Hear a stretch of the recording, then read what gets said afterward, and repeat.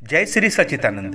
क्या आपने कभी महसूस किया है कि जब आप भजन सुमरन के लिए बैठते हैं तो आपका मन और भी ज्यादा भटकने लगता है। कभी घर की चिंता, कभी काम का तनाव, तो कभी लोगों के ताने।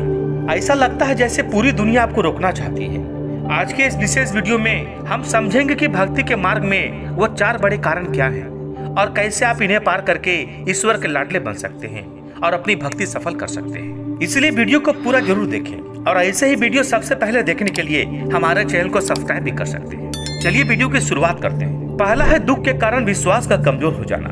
जब हमारे जीवन में दुख आता है, हमें चारों तरफ कोई रास्ता दिखाई नहीं देता, तब हम भगवान को दोष देते हैं और इसी अवस्था में थोड़ा सा विश्वास लेकर जब हम भजन सुमरन करने बैठते हैं तो हमारे मन पर हमारा पकड़ कमजोर हो जाता है और हमारा मन इधर उधर की बातें सोचने लगता है, जिससे हमारा मन बेचैन और चंचल हो जाता है और हम अपने प्रयास को अधूरा छोड़कर उठ जाते हैं। इसका समाधान यही है कि पहले हमें अपने गुरु महाराज जी पर पूरा विश्वास रखना होगा। यदि हमारे जीवन में दुख आता है तो यह हमारे पिछले कर्मों की सजा है जो आज हम भोग रहे हैं। इसमें ईश्वर का कोई दोष नहीं है, दोष हमारा है। जब ये सच्चाई हम समझ लेते हैं और अपने मन को समझा लेते हैं, फिर उसके बाद हम विश्वास के साथ भजन सुमरन करने बैठते हैं तो हमारा मन धीरे धीरे प्रभु के उस नाम में लग जाता है। और यदि हमारा मन प्रभु के नाम में एक बार लग जाता है तो दुख भी सुख के जैसा लगने लगता है। जैसे भालू शहद के छत्ते को खाता है, उस समय मधुमक्खी उसे डंक मारती है पर उसे दर्द का एहसास नहीं होता है, क्योंकि मधु का स्वाद इतना स्वादिष्ट होता है कि वो अपने दुख को भूल जाता है। ठीक इसी प्रकार हम प्रतिदिन साधना में बैठेंगे तो स्वतः ही हमारा मन प्रभु के नाम में लग जाएगा और भक्ति के मार्ग में कोई रुकावट नहीं आएगी और हमारा दुख सुख में बदल जाएगा। दूसरा कारण है तुरंत फल की कामना।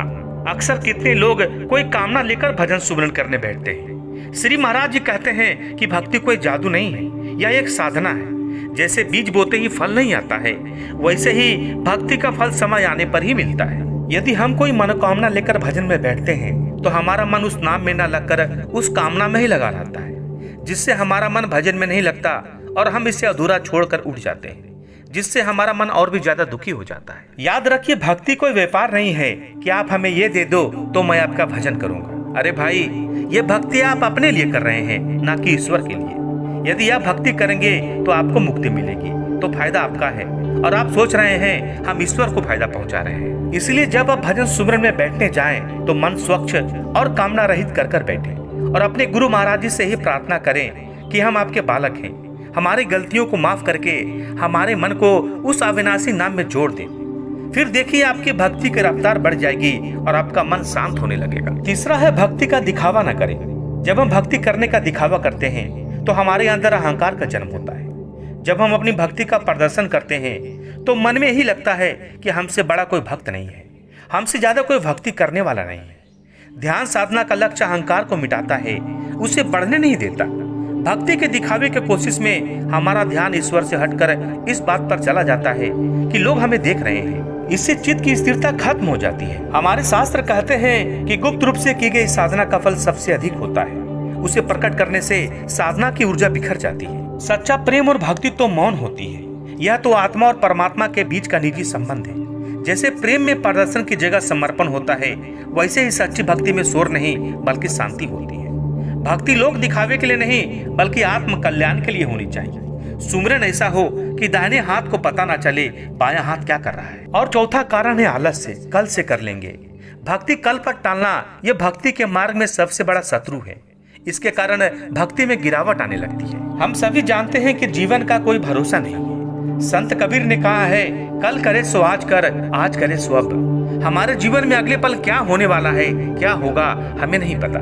इसलिए भक्ति में देर करना भक्ति के लिए अच्छा नहीं है। जब हम भक्ति को कल पर टालते हैं तो हमारे भक्ति का अनुशासन टूट जाता है। यदि हम समय पर भजन नहीं करते हैं तो उस खाली समय में सांसारिक विचार और बुराइयां घर बना लेती है। बात सीधी है, भक्ति भविष्य में नहीं बल्कि वर्तमान में होती है। जो बीत गया वो तो हमारे हाथ में नहीं है, लेकिन जो आने वाला है वह निश्चित है। इसलिए भक्ति को टाले नहीं। श्री महाराज जी कहते हैं कि जैसे मैली चादर को साफ करने के लिए साबुन रगड़ना पड़ता है, वैसे ही मन को शुद्ध करने के लिए भजन सुमरन का अभ्यास जरूरी है। जब भी हम भजन सुमरन करने के लिए बैठे, उससे पहले हमें अपने गुरु महाराज जी से यह प्रार्थना जरूर करें।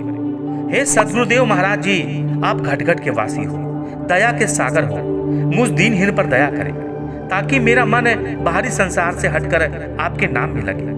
मेरे अंदर के विकारों और चंचलता को दूर करके मुझे शक्ति प्रदान करें कि मैं स्थिर होकर आपका सुमिरन कर सकूं। आपको यह वीडियो कैसा लगा हमें जरूर बताइएगा, और ऐसे ही वीडियो सबसे पहले देखने के लिए हमारे चैनल को ज्वाइन भी कर सकते हैं। मिलते हैं अगली वीडियो में, तब तक के लिए जय श्री सच्चिदानंद।